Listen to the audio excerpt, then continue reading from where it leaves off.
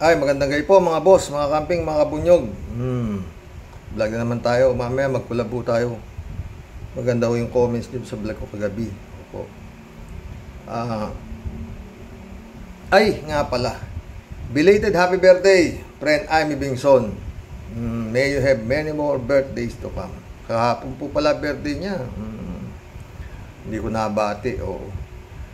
At saka, happy birthday po, friend Amy. Galing po kay friend Shervin Sapeda and family, no? More blessings to come, my friend. Para mas marami ka pang matulungan na mga nangangailangan, ano? Baka hindi nyo alam si friend Amy Bingson. Kakamping po yan. Isa po yan sa nakasama ni Ka-Percy sa Italy. Oo, si friend Amy Bingson. So, mahirap nang magsalita, no? Basta ho mabuting tao siya. At saka stay healthy, my friend. Tuloy na po tayo rin sa sa vlog natin. Ano ho to yan eh? Marcos tells newly elected barangay SK official, be honest at all times. Pakinggan po natin si His Excellency, no? Ano na to eh, 5 days ago na po ito. At meron po itong 92,000 views. 92,000 po may mensahe po ng ating Pangulo, di ba? Di madami yung views. Pakinggan po natin. Addressing his fellow public servants, President Bongbong Marcos reminds elected barangay and sangguniang kabataang officials to be honest at all times and put the welfare of their constituents first. Maging tapat po tayo sa lahat ng oras. Lagi po nating unahin ang kapakanan ng sambayanan sapagkat sila po ang dahilan kung bakit nais nating magsilbi sa bayan. Citing the report of Commission on Elections Chairman George Garcia, Marcos notes that the polls have been peaceful overall despite reports of election-related killings in the Bangsamoro Autonomous Region in Muslim Mindanao. Ngayon po ay nasaksihan natin ang isang matagumpay at mapayapang barangay election at sangguniang kabataang election. Napakahalaga po ng inyong papel sa ating lipunan. Isang panibagong pagkakataon na naman po ito upang makapagserbisyo sa mga Pilipino at sa ating bayan ng buong puso at higit pa sa abot ng ating makakaya. The barangay and sangguniang kabataang elections were held on Monday for the first time since May 2018. Napakaganda po ng mensahe ni His Excellency, di po ba? Gusto ko tuloy ulitin eh. Anyway, pakinggan natin yung mga ibang comments po rito ng mga netizen dito sa kanyang talumpati.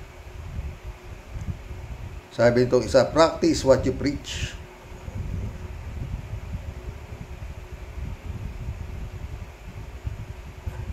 Ito pa isa, be honest at all times. Marcos, isang kandidato sa barangay ay nagkampanya. Sabi niya, siya ay nagtapos ng Philosophy, Political Science, Economics sa Oxford. Nung kalaunan, mahaba naman ito, okay?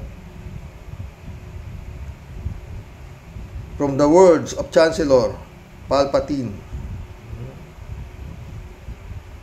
Ito na may isa.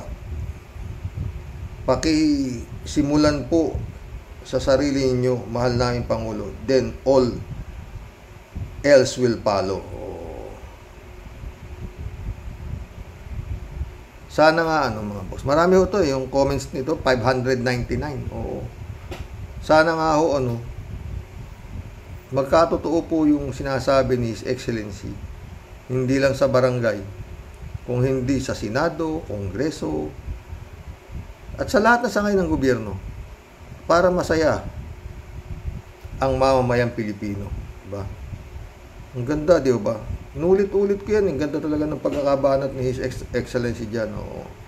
Na walang korupsyon, parang ganun. At magsilbi ng tapat sa taong bayan. Di ba ang ganda ng sana nga His Excellency magkatotoo yung gusto mong mangyari sa buong Pilipinas. na mga public servant, ano? Sa lahat na sangay ng gobyerno, no? Para maging tumaba-taba naman si Juan de la Cruz, di ba, mga boss? Magbasa pa ho tayo ng ganda ng comments, oh. Sabi itong isa, sad to say that in our barangay, majority of our people voted a particular candidates in exchange of money amounted to a minimum of 1,000 and for some even more than 1,000. The re-electionist incumbent candidates is incapable of doing the same to what had happened, those resulting to a defeat. My question now, why is it that the incumbent member of a lower house allegedly financed the vote buying that favored a candidate who won as barangay chairman during the last election? Ito naman isa. How can you expect honesty to an elected official when what brings them to their position is because of the money they gave to the voters? Ito ang mga comments doon sa sinabi ni His Excellency. Pa isa. Minsan iniisip ko, paano niya kayang sabihin yung mga ganyang words after all he's done? Grabe naman ito. Ito isa. It is pretty sad to see that the people valued a future of this country only by a couple thousand pesos. Ito naman isa. The audacity, the nerve, the call. Ito naman isa. Be honest, with all due respect, kaya na pong bilhin ng pera lahat, pati mga morals and values na tinuturo sa ating mga Pilipino, ng ating mga guro at professor, ay irrelevant na po ngayon dito. Ito isa. Mahaba pa naman ang oras natin. Ito isa. President TV5 tells newly elected Knowledge Channel to mark 6th President of Sky Cable Channel 45. Hindi ba naman yan? Ito isa. Paano mo maaasahan na maging honest ang mga barangay official kung ang mga namumuno ay hindi honest sa mga korap? Sabihan mo na niya ang congressman at senator na maging honest.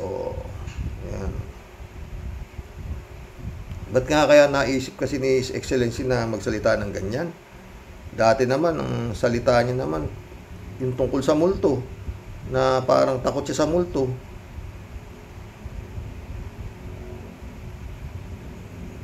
Kasi mahirap pong salita yung mga takot sa multo. Siya ho ang Commander-in-Chief of all Armed Forces of the Philippines. Tapos takot ka sa multo. Ngayon, ito naman, yun nga, maging honest. Ito sa. Dito sa amin, lantaran ang pamimigay ng pera ng mga kandidatong barangay at ng mga kandidatong kagawad. Kaya ang resulta, yung karapat-dapat na sanang manalo ay natalo. At yung mga hindi karapat-dapat ang ang nanalo. Paano ang mga mamamayan na mga mukhang pera ipinagbili ang mga dignidad sa konting halaga? Yung kapitan dito sa 10 years na nakaupo, hindi man lang nag-progress ang barangay namin. Nasa pinakahuli lagi.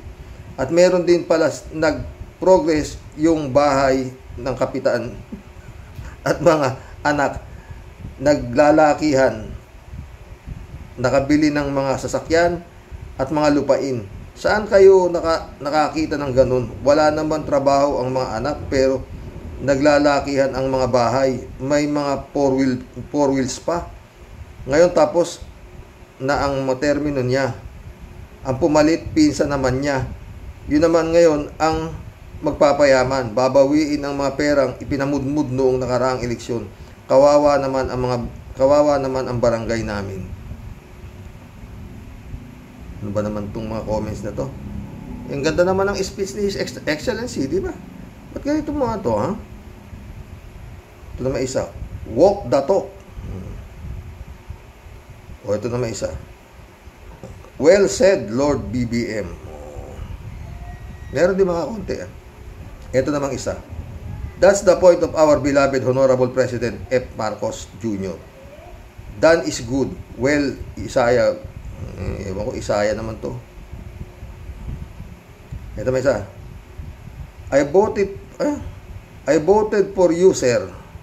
But things are getting worse. Crimes, poverty, and corruption are getting worse. Ano sabi nung isa? Ito naman isa. Kala ko yan ang gusto ng mga bumoto sa kanya. Since bakit kayo boboto ng walang kredibilidad, di ba?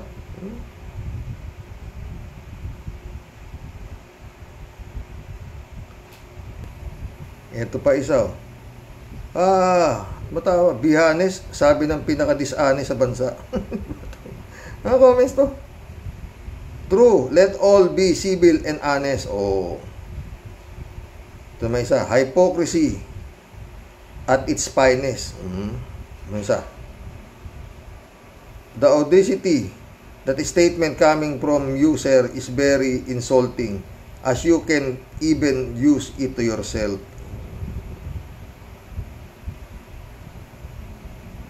Translation, sabi na, don't be like me.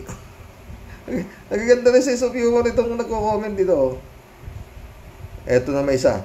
Lagi ninyong tutuparin ang pangako ninyo ng eleksyon. Huwag kayong gagaya sa mga mangangako ng benting bigas. Sinungaling yun. Ano ba ito? Good thoughts, my prayer, sabi niya. Ito may isa. Do as I say, do as I do. Ito may isa. Dapat simula ng pinakamataas, simula sa pinakamataas sa government, maging honest sa lahat ng bagay. Yun nga eh. Di ba? Ito naman isa. Bakit ikaw? Honest ka ba? Ano ba to? Oy, mga friend, mag-comment din po kayo sa naging pahayag ng ating His Excellency, no? Baka gayahin nyo sila, Ang dami ho ito pero may time pa naman. Nasasayahan po ako sa mga comments nila, totoo. Sobra kayo, ha? Ito na isa. How can public servant be honest if they got this position through cheating? Patay tayo dyan. Ito na isa. Agyaman tayo, buhay tayo, tumulong tayo, kababayan, amen. Di maganda-ganda yung comment isa. Ito may isa. I laugh out loud reading the headlines. Natawa naman daw isa. Ito may isa. Oy, be honest daw, unahin ang kapakanan ng bayan. Wow. Role model. Tamo, role model talaga si Excellency. Ano ka ba? Ito. May kilala tayong politiko na simula pa lang hindi siya tapat at ubod na sinungaling. Ano ang aasahan natin na tapat na mamumuno? Ito may isa. Mahirap baguhin kasi mas importante ang pera kaysa bumoto ng tama at tapat sa politiko. Yun. Naiiyak pa yung mga emoji nito. Ito naman isa. Honest? Sinong dapat ang presidente? Sagot nga kung honest ka. Waka nga. Diba? Ito naman isa. Sana dumating na yung araw, singilin na nila kayo na what goes around comes around. Multuhin na kayo ng konsensya ninyo. Gaganda rin ang comment nila, Parang mga Rocky Warriors din kayo, Ito naman isa. He should be saying that to himself. Ano ba? Ito naman isa. It means be a better human being than the person who said to be honest. Ito naman isa. Sana tignan nyo po, Sana tignan din nyo po, sir, yung iba naka 12 years na di napapalitan dahil may magic, magaling mga mayor. Oh.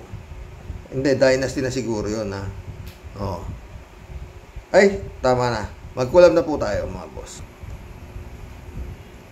Kalat ni Baya, shout out, ha.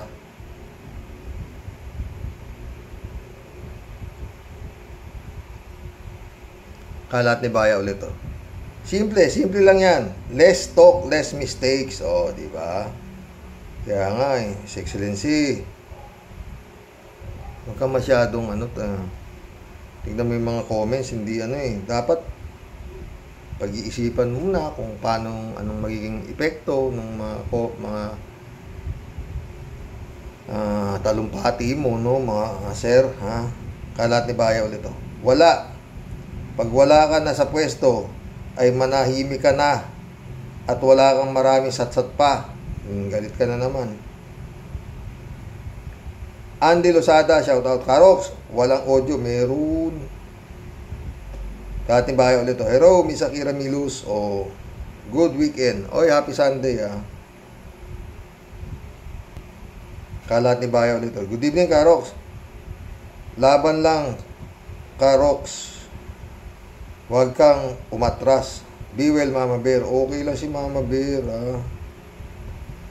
Kalat ni Baya ulit, oh. Hello, Miss Aruba. Regards and be well. Oh. Ray J. Sihob, kayang-kaya mo yan. Ano ka ba? Ubo lang yan. Jose Marijego, shout out, ha. Sana mapaaga ang warrant of arrest ng ICC para mawala na ang panggulo sa Pinas. Galit si Jose Mariego.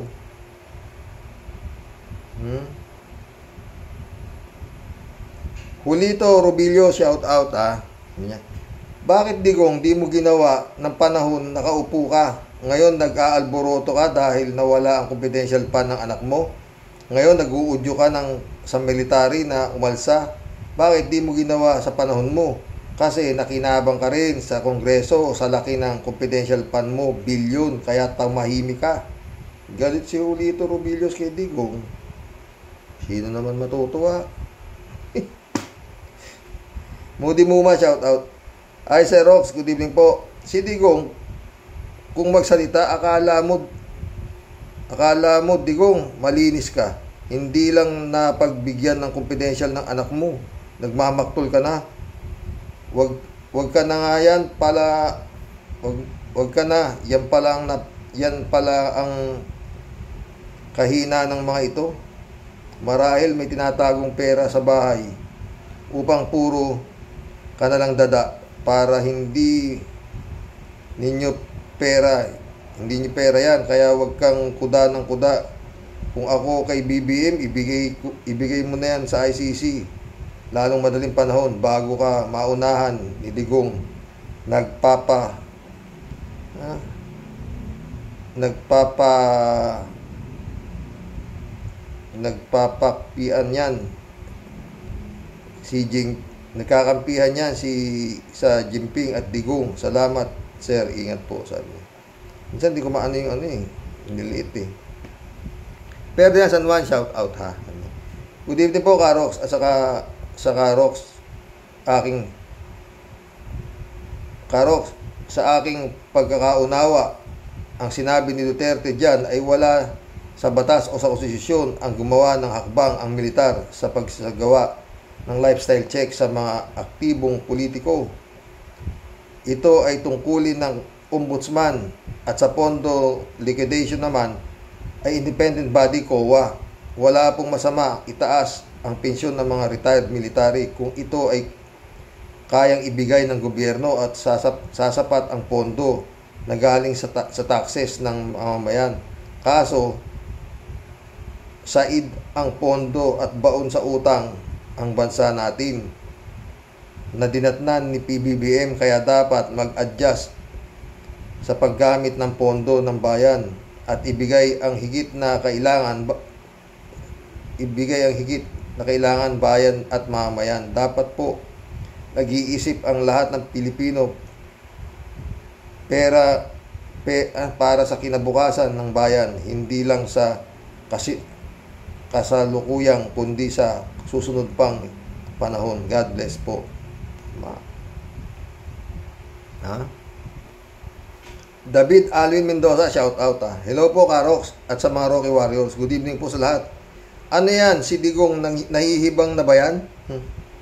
Alam pa ba niya ang mga pinagsasabi niya? Mamalay ko sa kanya. Medyo lumuwag ng tornilyo ni Digong sa utak. Wala na sa hulog ang mga sinasabi. Tingin ko po hindi naman napapanig ang militar sa kanya. Puwera na lang kung may pangako na naman siyang panibago sa mga general. Dapat nga po siya at ang buong pamilya niya ang i-lifestyle check ng military. Dahil lang sa confidential fund na inalis sa anak niya nanggagalaitin na kaagad. Paano na lang kung mga talunan na nasa politika silang lahat? Sana nga wala nang mapwesto sa dutay sa gobyerno. Galit si David Alvin Mendoza.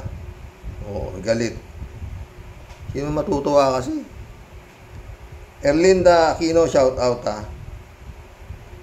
Ewan ko ba Kuya Rox, napakahina ng Marcos administration, lantaran na binababoy na siya ni Digong, wala pa rin siyang aksyon, gagalaw siguro siya pag itinapon na siya ng mga Duterte. Yun nga pero hindi natin, kaya nga sabi ko, di ba, kailangan marami-raming mani saka popcorn ha? Dahil talagang medyo mahaba-haba pa itong pelikula nito ha? Erlinda Aquino ulit Kuya, si Kibulog, dapat niyan pinatawag ng mga senador para imbestigahan sa mga kaso niya. Sobrang takot niya sa mga Duterte. Sobrang takot nila sa mga Duterte. Kaya nga, marami-rami pa dapat di ba? Erlinda Alog, shout out ha. Duterte, yung Parmali, kumusta? Kasama ka, welcome ICC to the Philippines. So, Librado Ludovico. Blessed morning po Karoke and to all Rocky Warriors watching from Edmonton, Alberta, Canada. God bless po, stay safe and healthy. Oy, Duterte, Dorian Dutay. Yung pagtaas ng sahod ng mga pulis at militar ay sa former Senator Trillanes ang gumawa nun, hindi ikaw. Sorry Karox, off volume muna ako. Wala akong ganang makinig sa matandang Dorian na yan. Pwe, tumigil ka na. Mainit din ang ulo ng taga Canada. Librado Ludovico ulit Kaya maingay yan si Tandang Dorian Dutay ay sapagkat hindi nasunod ang gusto niyang makakuha ang milyong-milyong confidential. Tawa-tawa siya Confidential. Sumagot si Reynaldo Gonzales, shout out Reynaldo Gonzales Tama ka, Kalibrado. Ang ingay ni Tandang Dorian, di lang ingay, may sungay pa. Kapag nasanay ka na sa pera na lang lagi nasa utak mo at bawat galaw mo ay dinumero, ang mangyayari sa inyo, numero 1 ka ding sisingilin at pagbabayarin ng di mo alam, nababawasan na pala ang buhay mo. Yan ang tax ng taga Davao. Kapag buhay inutang, buhay din ang kabayaran. Librado Ludovico ulit Karox, bakit si Bongit ay naghihintay pa ng go signal ni Lisa Smugs para palayain si Manay Laila de Lima? Ganun ba yun? Malay ko dyan kay Bongit, no? Elizabeth Iscare, shout out ha. Good evening, Serox. Ibang klase talaga itong Digong na ito. Wow, talaga. Akala mo kung sinong matino. Siya nga ang pinakawalang yung presidente sa kasaysayan ng ating bansa. Mainit na ulo ni Elizabeth. Pero totoo yun. Gusto niyang umalma ang mga sundalo natin at ginagamit niya ang mga ito. Wala na atang maisip gawin kung paano niya malulusutan ng tambak na kaso na pinaggagawa nito. Kunwari, di siya kurap at pati Kongreso kinakalaban niya na kunwari galit sa mga magnanakaw sa kaban ng bayan. Siya nga itong numero 1 pinakakurap at dagdag pa, namamatay tao pa. Hay naku BBM, dapat ka nang kumilos at baka Unahan ka pa nitong mga Duterte sa pagpatalsik ka dyan. Isip-isip naman, BBM. Galing nito talaga, Elizabeth Iscariote. Totoo. Bagay lahat eh. Ba? May nakapasok na naman isang bobo rito. Hindi ko na... Iisa lang naman. Ayaw ko sabihin pangalan mo, Ungas. Elizabeth Iscariote ulit. Totoo yan, Xerox. Naaburido na yung digong na yan. Kasi nga, nararamdaman niya na siguro na hindi niya na kayang manduhan ang mga nasa gobyernong ito, lalo na at may umaalma na sa kanya. Pati itong kongreso, hanip, binubuking na at ang pinakakorap daw. Hay nako, Duterte, bakit malapit na ba ang katapusan mo? Kaya ganyan ka ngayon kaligalig. Booking naman sa mga kinikilos mo. May takot ka din siya sa administrasyong ito na baka nga hayaang papasukin ni BBM ang ICC. Dito siya malilintikan. Lalo't sobrang dami na ng ebidensya na hawak ngayon ng ICC. Kilos BBM, kilos.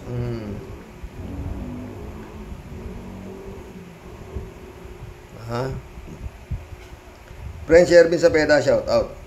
Christy Ansen, shout out. July 7 Alcantara, shout out. Mga boss, sabi ni Friend Shervin. Xerox, Impong Basyang, Team Tia Deli. Umabati po ng magandang buhay at happy blessed Sunday po sa lahat. Mga kalupon sa Rocky Warriors, nakakasawa na pong kumuda ng kumuda at magsalaysay palagi ng napakahabang talata at nakakapagpahingal sa pagbabasa mo na ubod habang nobela ko araw-araw. Kaya masasabi ko na lang po sa topic mo today, Xerox, kinam.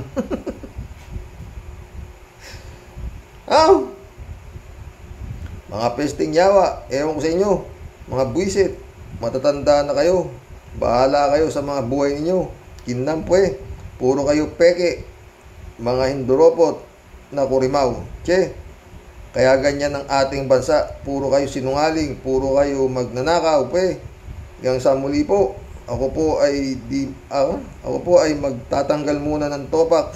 Buisit, Xerox. Topak ka na naman baka rod. Ingat ka po palagi. Impong Basyang signing off. At sa inyo pong lahat ay tunay na nagmamahal. Hindi po mag-aaklas at sasama sa mga buwisit na palabas. Ito po ang inyong Tia Deli. Good night po sa inyong lahat dyan sa Pilipinas. Matulog po na mahimbing. Tomorrow is a promise. And tomorrow is another day. Bye everyone. God bless po. God bless, Tia Deli. Nabati ko na Tia Deli si Friend Amy Bingson. Ari, shout out Aris. Na-aksidente, nadulas daw pala si Digonggung sa kwarto niya ng kanyang bahay. Sayang, sana may kulungan ng ICC malapit sa kanya para doon siya dumiretso ng madulas niya. Dinala daw ni Bongo sa ospital at nagpa-x-ray. Wala naman daw nakitang iba kundi puro ebidensya. Puro ebidensya. Layo yata. Johnny Bigod, shout out. Gandang gabi, Karoke. Itong si Digong, matalino talaga sa kalokohan. Kaya nga dinoble ang sahod ng mga militar noong nakaupo siya ay para makontrol niya ang mga ito. Kaya nga, di ba? Ngayon, napuna ni BBM na sobra-sobra ang laki ng sahod ng mga militar at kinakapos sila sa budget. Kaya gusto niyang bawasan ang mga sahod nito. Kaya si BBM ngayon ang masama sa mga militar. Ngayon, itong si Digong, tingin niya hawak pa rin niya ang mga militar. Kaya hanggang ngayon, tingin niya may power pa rin siya. Yun nga yun. Totoo ka dyan, Johnny Bigod. Yun ang akala niya, no? Oo. Flor de Lisa M, shout out. Karox, matino pa ba ang isipan niyang si Digong?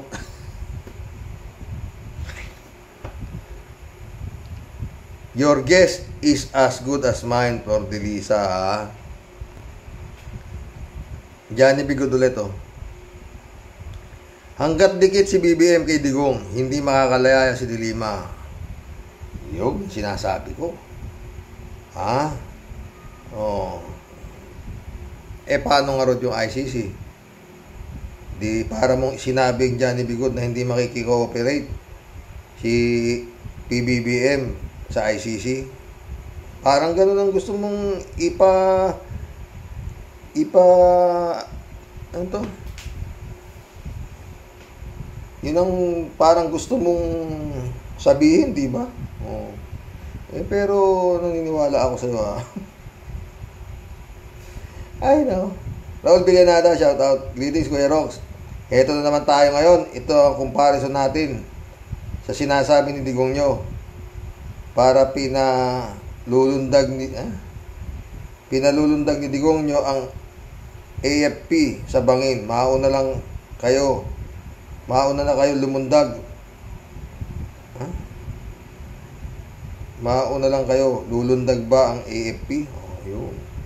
Yun ang tanong. Akira Milo, shout out, ha. Good morning of the weekend. Put dyan sa inyo, Mr. Tolang. Watching your vlog reaction na po. Oh.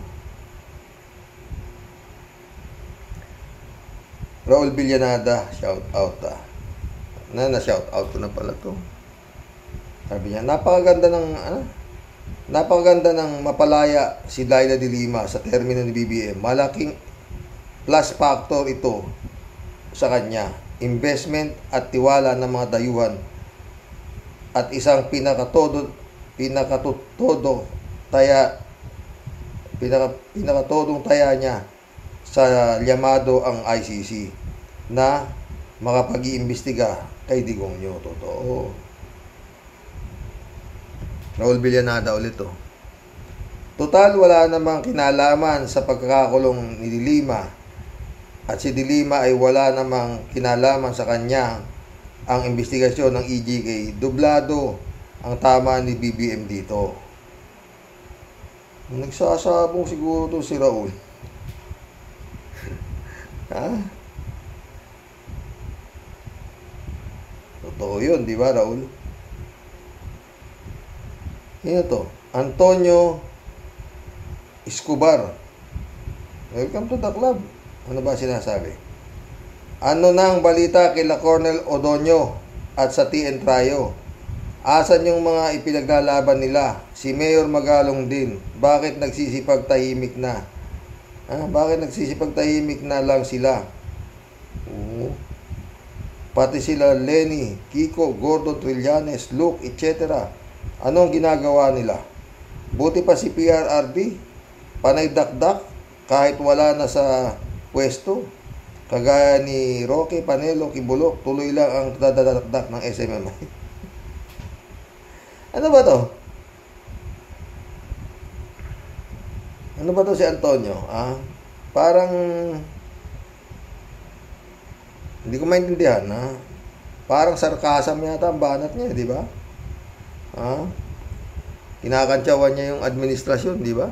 Tsaka yung mga oposisyon dahil ang nagdadadakdak daw etong wala na sa pwesto. Totoo na, di ba? Al Ulalia, shout out. Nung siya ang presidente, sabi niya, hindi niya ginawa ang auditing at pinigilan pa. Binusalan ng COA at ombudsman sa pagbusisi sa SALN at lifestyle check. Pinalaya niya ang mga ipinakulong ng mga mandarambong ni Pinoy. Resulta, wala nang nakukulong na kurakot. Kakampi pa ang gobyerno, lalo na ombudsman, konsentidor na ama na nung hindi na nabigyan ng anak, nananawagan sa militar na mag-aklas. Dapat itong kasuhan ng pagtataksil sa bayan, treason at inciting to sedition. Mapagpalang araw sa Roque at saka Warriors. Ingat lagi. God bless. Let ICC in. Free Laila de Lima now. Galing ni Al Ulalia. Marilu Pabianak, shout out, ha. Blessed Sunday po, tay. At sa mga Karoke Warriors. Ang gulo-gulo po ng takbo ng ating bansa. Tila isang pelikula na ang daming kontrabida. Naalala ko po yung topic ni Sir Ronald Llamas na nung panahon ni President Cory talagang pinipilit ibagsak ang gobyerno niya. Pero nanindigan siya bilang Pangulo na di siya kayang pabagsakin. At sinasabi na ang nasa likod nito ang pinapatalsik na diktador at sino ang makapagsasabi na mauulit sa anak ang ganito pang attempt na pabagsakin din ang liderato niya. History din repeat itself sa kanila na kung ano ang ginawa nila noon, ganito din ang nararanasan nila ngayon. Hindi man ang pamilya Aquino gumawa, pero sa katauhan ng dating namumuno, Lord, gabayan po ninyo ang aming bansa. Amen. Keep safe po tayo at your family. Kasama na din po mga Rocky Warriors. Stay safe po sa inyong lahat. Stay safe. Marilu na ka. Basta pagod, pahinga. Ganun lang yun, ha. Alagaan mo rin sarili mo dyan. Nag-iisa ka dyan. Diba? Marilu Pabian ulit to. Get well soon. To you, Mr. JC Hope. God bless you. Oh, lalakas na yun, friend. Reynaldo Gonzales, oh. Si Digong dapat i-lifestyle. Alam natin lifestyle, Digong. Kill. Everyday Sunday shout out, ah. Naghahallucination na si Digong. Lumalabas ang tunay na pagkatao na hindi lang mamamatay tao, gusto niyang gumulo ang bansa natin tulad ng Myanmar. Dati siyang Pangulo ng Pilipinas. Nagkamali mga tao na binoto siya. Bugok pala isip niya. Duterte lies, our freedom dies. Intindi nun, ah. Duterte lies, our freedom dies. Aris ulit, oh, sabi ni Aris. Gagawa sana ako ng comment tungkol sa balak daw na kuwita karaoke. Pero minabuti ko na lang na makinig kila vlogcaster Arman Din at Atty. Enzo para kasing masilang pag-uusap ito. Masailang pag-uusap ito. Dahil si General Browner daw ay nag-about face na sa kanyang sinabi tungkol sa balak na ito. Patay mali siya na lang daw kaysa patulan ang mga sabi-sabi. Yun daw ang utos mula sa taas. Bahala na kayong mag-isip kung saang taas. Ewan. Eduardo Lumagi. Welcome to the club. Eduardo Lumagi. Sabi niya, narinig ko nga sa isang speech ni Digongyo yung mga general pinakakain daw niya ng kwarta o pera, kaya malakas ang loob ni Digongyo na kanya ang militar. Parang narinig ko rin yun, Eduardo Lumangi. Para kay Digong talaga pinakamakapangyarihan pera, eh. Kaya wala nga, pati Diyos nga, eh. Minumure, di ba?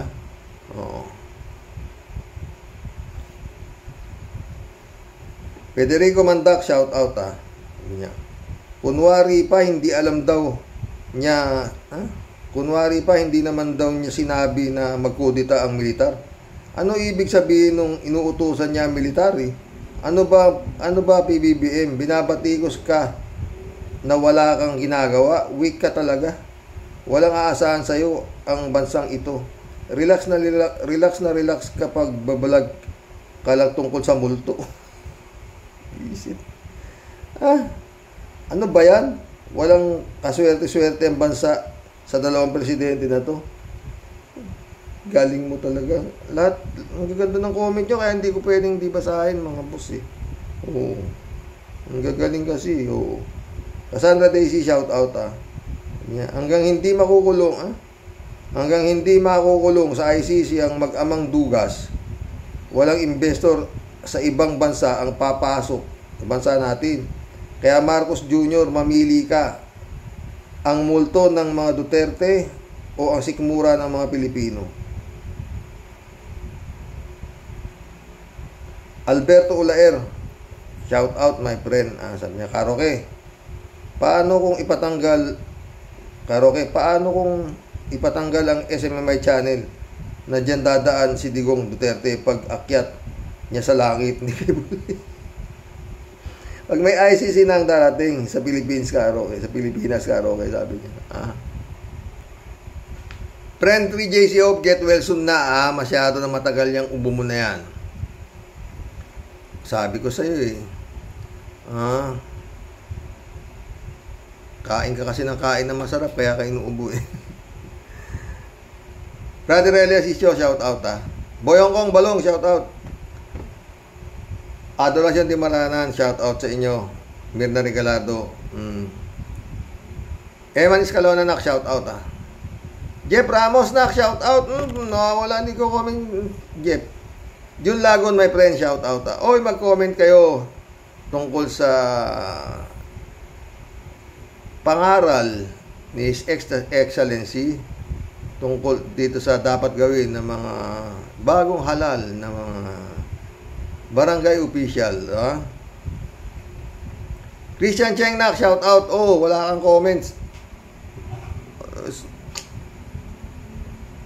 Kasing masyadong inom ng inom.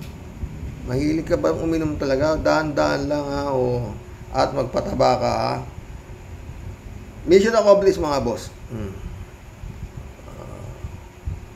Nantok ako, pagod ako. Ay, naglaba nga pala ako.